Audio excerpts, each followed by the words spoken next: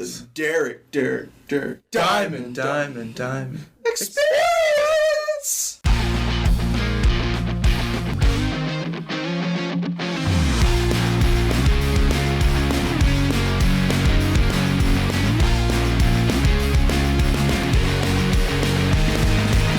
Welcome to episode 340 of the Derek Diamond Experience podcast. That's right, you get a bonus episode if you're listening to this the day it drops, which is Thursday, January 12th, 2023.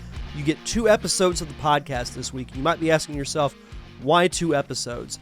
The reason for that is because in addition to highlighting the feature as part of the upcoming Gulf Coast Filmmakers Showcase, I wanted to highlight those creatures out there, the documentary that we're going to be showing before the feature at the Gulf Coast Filmmakers Showcase. And I wanted to give the creators of the Nightlings, which is the film that the documentary is based on, I wanted to give them, in addition to those who worked on the documentary, the opportunity to come on the show and talk about their experience in working on the project. So from the Nightlings, you're going to hear from Milan Smith and Ray Guillory. They're the creators of the film. And you'll also hear from David Vanderlyke, who was the director of the documentary, and Chad Sanders will be back. He edited the documentary. So they'll be talking about their experience in making the film, how the documentary came about, and the experience in making that as well. And it was really cool because, growing up a fan of film, and I remember when DVDs really became prevalent, and we got bonus features, and you got to see featurettes and full documentaries about the making of films. And that's one of the things that got me into being fascinated with the filmmaking process. So I had a lot of fun watching the documentary. I'm excited to see the Nightlings whenever it's done. And this was a great conversation to be a part of. So without further ado, here is my conversation about the Nightlings and those creatures out there.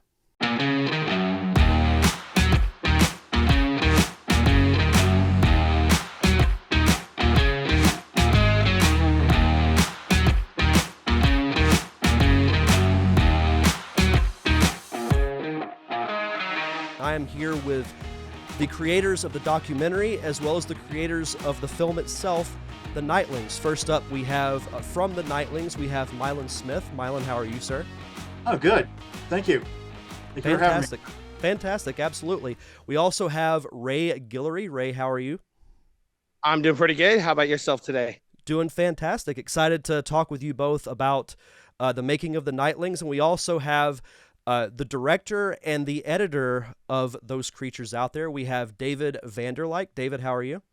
I'm doing great. Awesome. And returning for the second time in a month on the show, and I know he's so happy about this, is Chad Sanders. Chad, how are you, my friend? Derek, it's so great to see you again. It's been so long. I know it's been... I definitely didn't text you 20 minutes ago about something completely unrelated. No, not at all. No, it's all professional with us. Yeah, absolutely. So we're here to talk about the documentary, those creatures out there, as well as the Nightlings film itself, because you can't have a documentary about a movie if you don't have the movie. So, Ray, we'll start with you. What was the inception, or what was the idea, or how did the idea come about for the film The Nightlings? Well, me and Milan had been together making little short skits, comedy skits at first that Milan was writing. And then I started coming up with some dramatic skits. And we were doing those we decided to do a short film. And I said, you know what? At our age, we only have a certain amount of time. We ought to make a feature film. And Milan said, no, you're crazy. I said, yes, I said that. I said, no, come on, man. We're not going to live forever. We're not getting any younger. Let's write something to make it.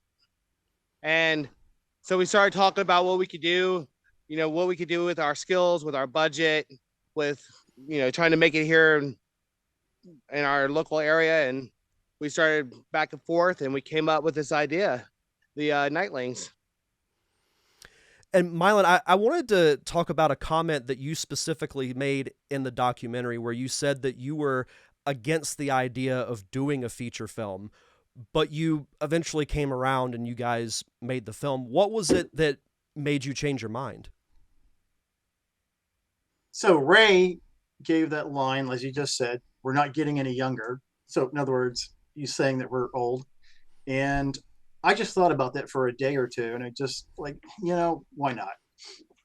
It's I look at it as a one-time thing, and I don't know, just something just made me decide, let's just go ahead and do it. It'll be fun.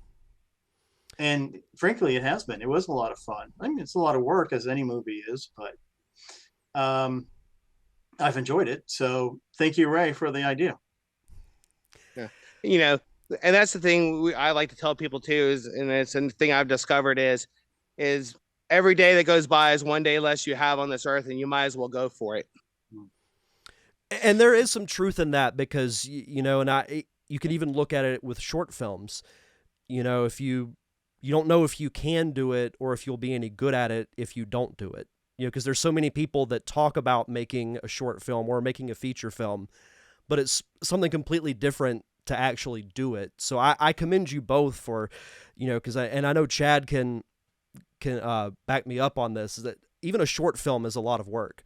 So I can't even imagine doing a feature film. Well, we're still working on it. It's been a year since we filmed the last scene, and with editing and fine editing and getting to the sound and coloring, we're still working on it. Yeah, a big part of the problem is we just don't know how to do it. It's our first feature, and there's so much involved in the amount of details, and being that we're brand new to it, it's been a pretty steep learning curve. Yeah, I can imagine so. So, David, how did the idea for the documentary about the Nightlings come about? Well, that's a really good question. And I was sitting here trying to think. It seems to me that Milan had come by the hangar at some point, early on in the process. I was trying to remember how exactly we met, but it seemed like you came by for whatever. If that's not the way it happened, I apologize, but I just was aware that they were doing the Nightlings. So I knew about it, but I didn't know them at all, and it wasn't something that was really in our wheelhouse. We've done, we do kind of social media sized video bites for promotional work and stuff like that. We did do a bunch of stuff for the museum, Naval Aviation Museum, and we did episodes of a show out at the museum. But I wanted to submit something to Pensacon, and I didn't have anything, and so I got to kind of researching it, and it's a very narrow focus of themes that you can submit. Science fiction, horror, comic, Marvel type stuff, or pop culture is another one. Well, I didn't have any of that stuff going on either, but it occurred to me because documentary work is kind of in our wheelhouse. And I reached out to Milan, and I asked him if he minded, if I, came and shot some behind the scenes stuff while they were working. And he was all for it. He said, come on out. They were doing a very early rehearsal at the Gordon. And that was the first time I, came to them and got some stuff. And then they were at, what's that place called? Eager Beaver or yeah, the Eager Beaver. Yeah, out on Longleaf. So that's where they were shooting some. So I went out and followed around. So I gathered up a bunch of behind the scenes scroll B-roll, and then I thought, well, it'd be the way to work this piece is through the interviews. So Milan came in one day, we did a sit-down interview. Ray came and did a sit-down interview, and then so we had all of that stuff, and it sat. And you guys know how that is.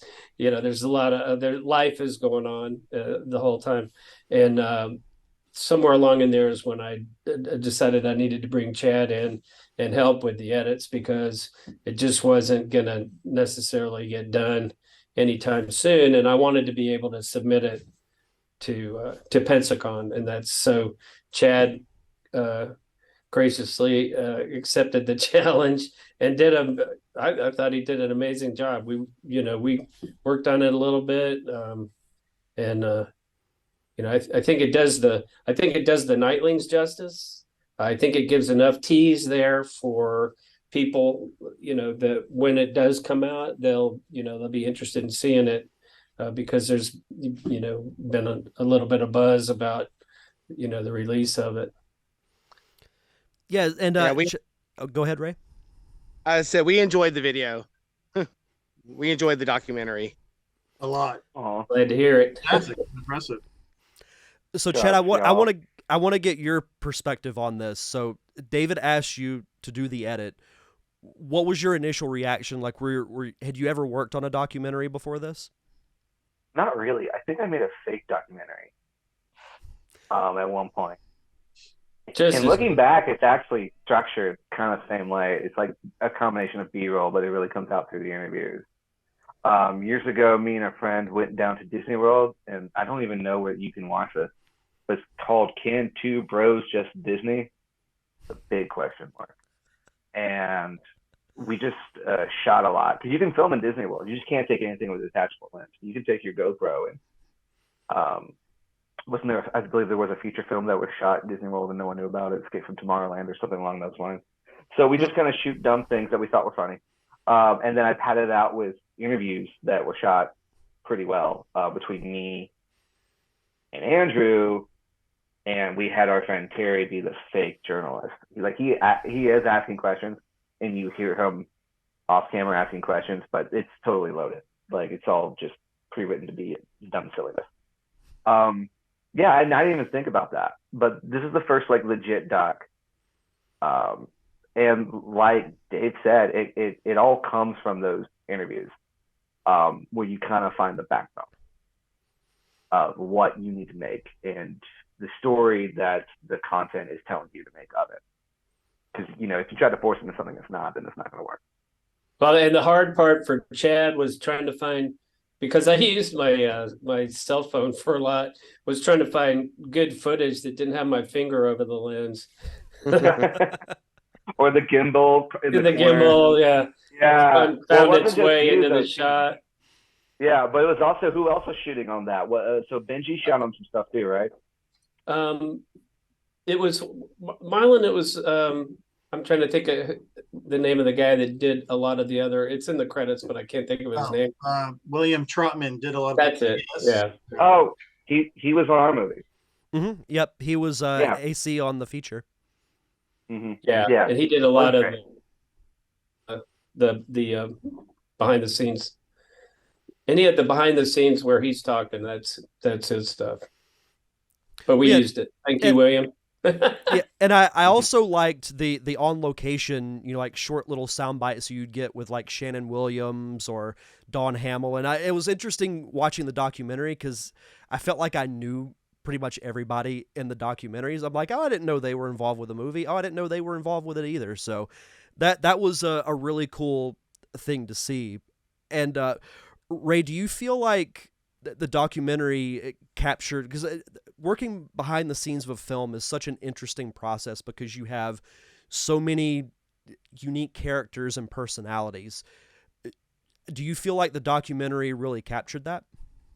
I think it did, and I think the best thing that it shows is not everything goes perfectly. There's a whole scene in there where it's just me and Milan trying to figure out how to replace one cable that nobody had that one day, and then how we had to work around that and still get the footage, still get the we had everybody on set, we had to do it that day, and how we had to work around that. And that's what a lot of people, it's not perfect. Nothing is ever perfect. And that's one of the things that we learned is there's always something that's going to go wrong. And it's like that, most of the people who will tell you when you're doing it, make a plan.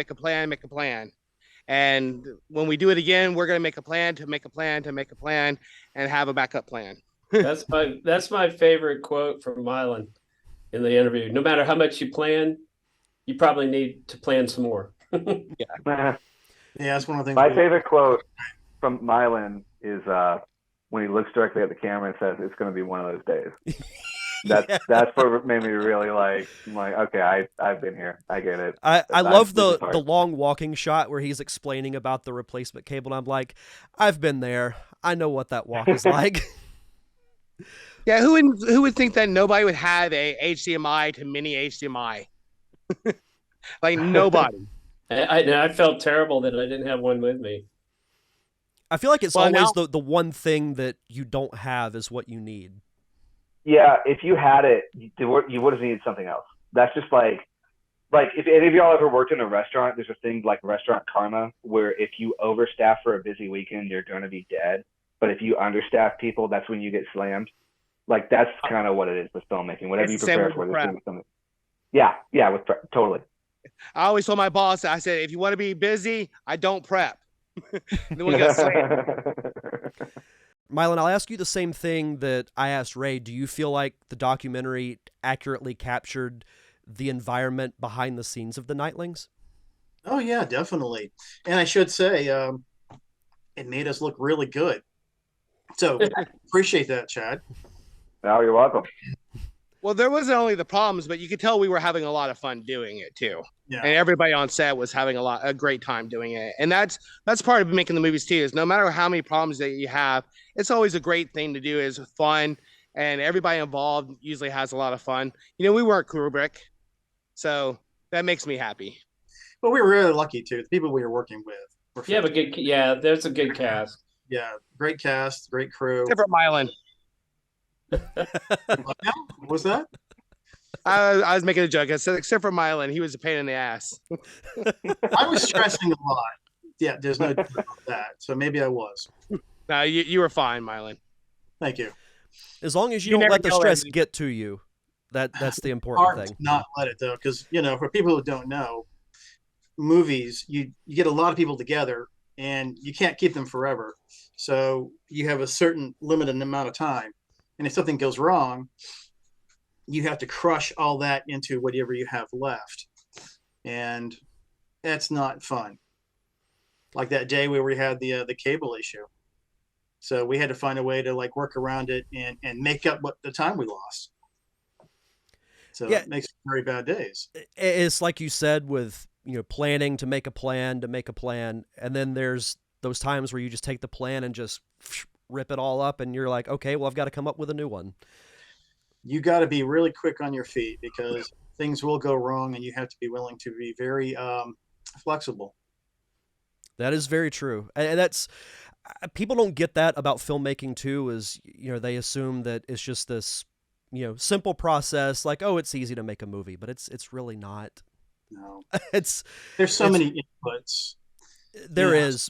Locations, catering, you got your director, you got your actors, but it's a lot more than, say, a simple play, which is much simpler. There's so many things going on for so long that anything can go wrong, and if one thing goes wrong, it's like a domino effect.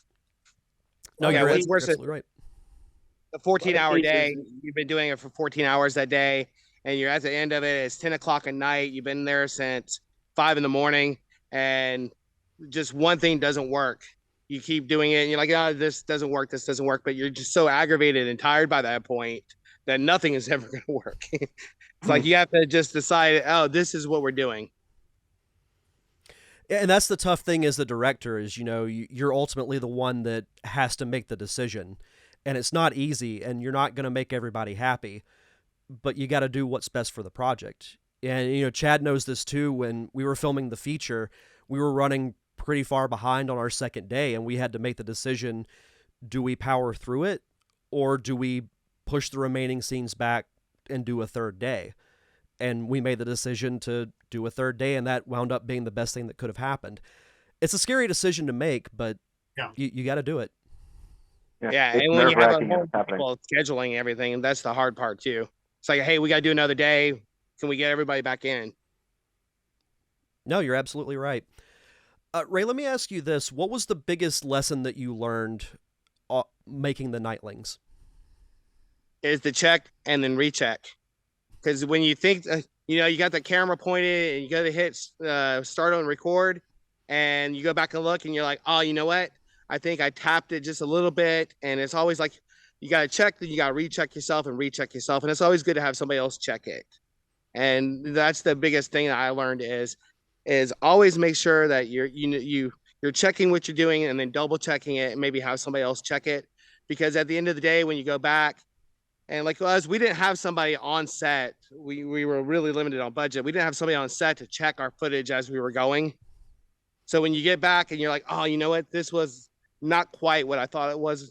But then you have to, a bunch of different takes. But it's always best to make sure that you're checking what you have as you go along so that you're not finding later on that you have to redo something. Is check yourself, have somebody else check. We were doing this movie, me and Milan were doing like 5 different jobs a piece. Yeah. So it made it real hard to go through the day.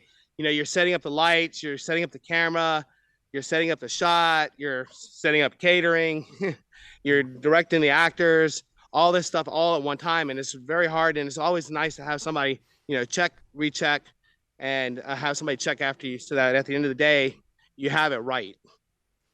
Ultimately, what Ray is saying, it goes right back to the fact that this is a small budget. We can't afford to hire extra people. As he said, you'd have somebody checking your stuff as you go along. If you're on a big budget, something 10, 20, 30, 40 million or more. I mean, the Marvel movies are all like well over 100 million, but we're like under $20,000. And so that means it's pretty much him and me. So much of it falls on our shoulders. I mean, luckily we work really well together and that helps a lot. But when you're doing independent, small budget, it is sort of, what's the best way to put it? You're sort of winging it a lot of times and hoping you're making the right decisions. That's true. Milan, what was the biggest lesson you learned from making the Nightlings? What I mentioned earlier, flexibility. You got to be super flexible when you're shooting. Yeah, do a lot of prep work. Make sure you got a really good script. I'm a big believer in rehearsals, but when you're getting there, be willing to be incredibly flexible, because things can go in the wrong direction. Not just with cables, but let's say a scene just isn't working, and that sometimes happens. Or, what if the location is exactly what you're hoping for? Well, how do you fix that? You got to think on the fly because you don't really have time to step back and look at it. No, that's true. David, what was the biggest lesson you learned through making this documentary? I'm not real sure that I actually learned a lesson so much as I gained a lot of experience from watching them work. I mean, my part was, pretty simple. I just, follow around. I try to look for a good opportunity, like the walk to the car kind of thing. I thought that was a kind of neat look, but there's no basis for that. I mean, I don't have any experience doing that kind of stuff. I in fact have somewhat limited camera experience altogether. And, I've learned a lot in the last couple of years. I tend to rely on other people with those skills as much as I can.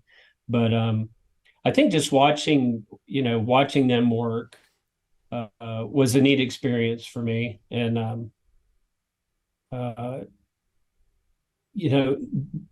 learning from their experience is an important aspect of it too. Just like I said, my favorite quote from Milan was you probably need to plan more. I think that's great advice. And I mean, that works in all of the stuff that we do.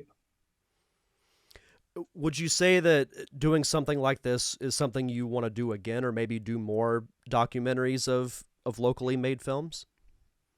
Yeah, it's a fine line. You got to, worry about paying the bills. So yeah, this stuff is fun and it's cool.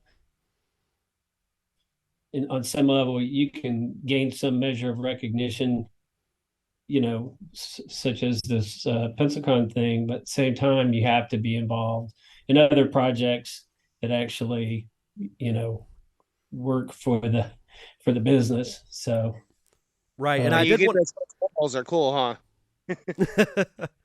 I did want to mention that the documentary did get selected for the Pensacon Short Film Festival. So, big congratulations to all you guys for that, because that's a big accomplishment. Pensacon's had some really great shorts over the last several years, so you guys get to be a part of that list.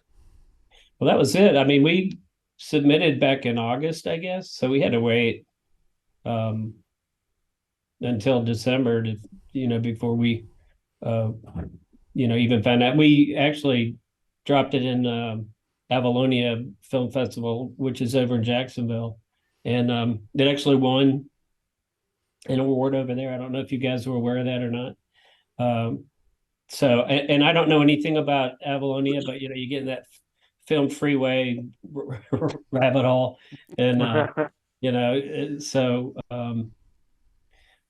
so we dropped it in there. To me, that was a good signal that it didn't get just tossed, right away. So we're optimistic. I don't know what the competition is, but I'm happy. And Ray made a point out of this in his interview about the whole Northwest Florida aspect, the local aspect of it.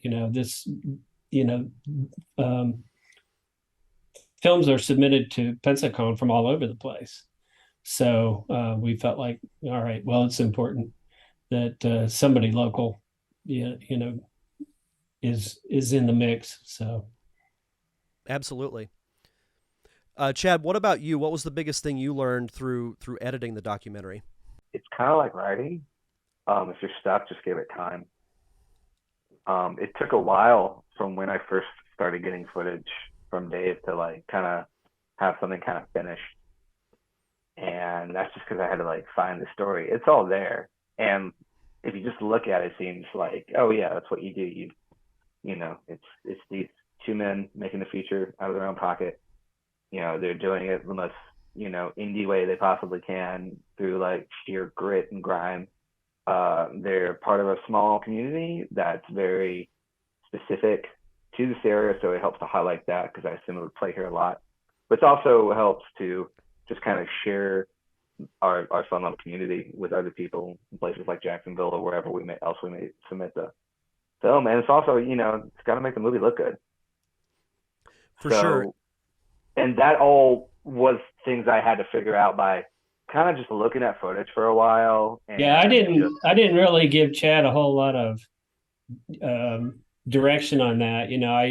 I felt like he had the skills, he's got the experience to look at the footage and see where the story is going to take him. We talked about really after the fact, really kind of minor change things, and that was basically the way it went. Well, and I think Chad did a really good job also, because people may not realize this, but when it comes to the editing process of film and even documentaries, it's like putting a puzzle together. You've got to find the right pieces and have them connect in the right way. And I thought to say that. Yeah, you did a really good job of putting a cohesive story together. Yeah, it's funny because it's literally like it's like a puzzle in the metaphorical sense, but it's also like a puzzle. And I just like to dump a bunch of footage in a sequence in Premiere and move it around and see how it looks and play with it that way, and try to think of it abstractly enough that if it's two different types of, if someone shot an early morning scene like this, and then we got a rehearsal scene at night in a indoors, it's going to look different. So try to transcend how it's not looking connected, but that kind of also adds to it being like a documentary. But just trying to see what looks good next to each other. and have these. I know it looks like the interview or just like little droplets, but if you look at my editing, it's mostly interview footage as like the basis for everything, and then there's cuts in between, and then I leave spaces for things that are dialogue on set, and then the trailer. Yeah, might as well throw it at the end. Yeah. Yeah, I thought it made a great ending to the documentary. So the only one I had. I had to do something. Sometimes the best option is the only option. Very much. So as we start to wrap up here, Ray, what's next for you? Do you have any other ideas for projects in mind? I know you guys are still working on the Nightlings, but do you guys have anything else in the works? We are still working on the Nightlings. I did a short about a year before we did this one, and I really liked it. A couple other people really liked it, but it was not technically the best. So I showed it to a couple different people, and they really think I should reshoot it. So I'm hoping to work on that. You know, me and Milan are talking about a sequel once we get this one done, writing that, getting onto it, maybe to a sequel, some other things like that. You know, one of the things is this is one of the reasons this has taken so long is because I decided to run for school board here. And that put us off a little bit on our editing. But in the future, I'm staying out of politics, so I have more time to actually do this. Understandable. Milan, what about you? Yes. Actually, Ray came up with the idea for actually a prequel rather than a sequel.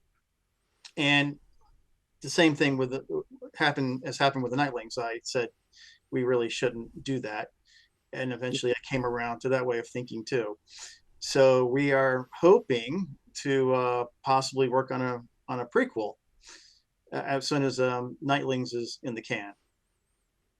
See, that's a good thing between me and Milan's partnership. I can come up with ideas that I can't write down, and Milan takes them and makes the dialogue and puts the scenes together. You know, after I go, hey, I had this idea.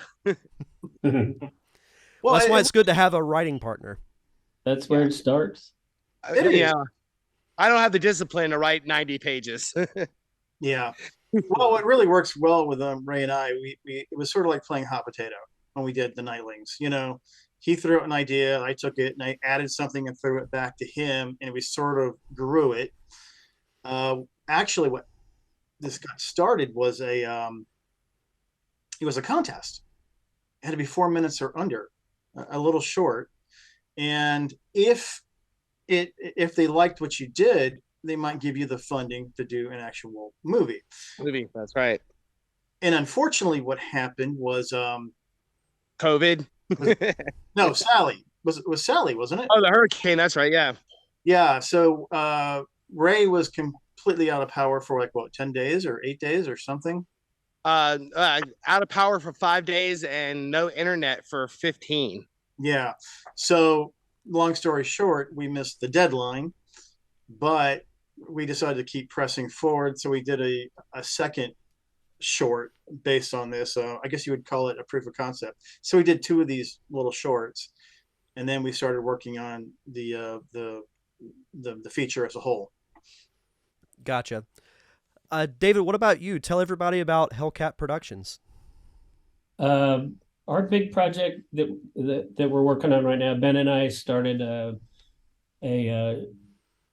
almost a kind of a variety show kind of thing. It was called Hellcat Hangar Sea Stories, and it's got kind of 2 themes: the maritime theme and the aviation theme. Ben's a merchant mariner, I'm a pilot, and so we're getting stories from, for the most part, local folks. We started out with a kind of the Top Gun theme because that was pretty popular last year, and we have so many of those folks in town that are either grads or instructors or whatever. So, it's just a kind of a collection. It's a 30-minute show. We just finished the first round of the pilot episode, and we've got some cleanup to do on that. And then we're going to probably kind of shop it around a little bit, try to see if we can get some sponsorship. and make it a regular thing. We'll see. Everybody's got a dream, right? Absolutely. Chad, what about you? Well, He's helping us. Yeah. I'm helping them on that. I did some editing for that. Some fantastic interviews with Dr. Judy Benz and Dr. Della Scott Ireton about like the history of the port of Pensacola and the history of shipwrecks, and just learning about like our commerce and naval history through like almost a geographical sense because of how deep our bay is, which is like unlike any other bay on the coast.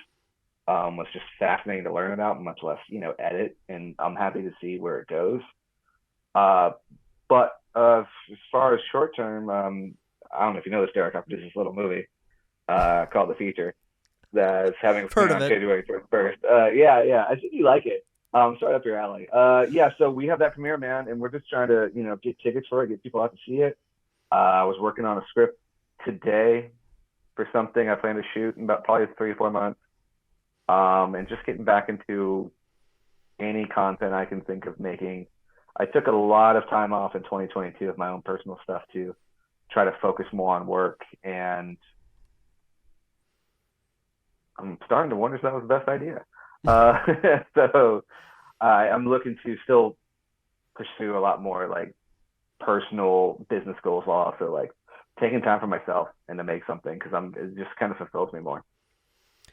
Yeah, finding that balance is really tough, but it's good that, I think everybody should at least attempt it, because, you can get too immersed in work, you can get too immersed in passion projects, or whatever the case may be. So, no, it's good to have balance. But guys, thank you so much for this awesome look, behind the scenes at the Nightlings, as well as those creatures out there, the documentary about making the Nightlings, and look forward to seeing it on January 21st at the premiere. And thank you guys so much for taking the time.